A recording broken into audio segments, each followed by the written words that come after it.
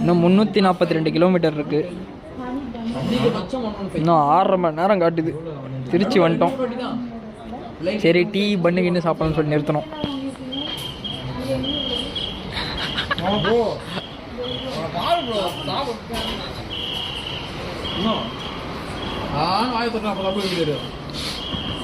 நாலு மணி காட்டுது reaching time.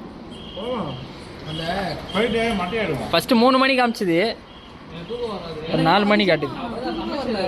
இந்த 3 சிங்கம் தான் கைஸ், 3 சிங்கம் தான் இந்த ரைடு.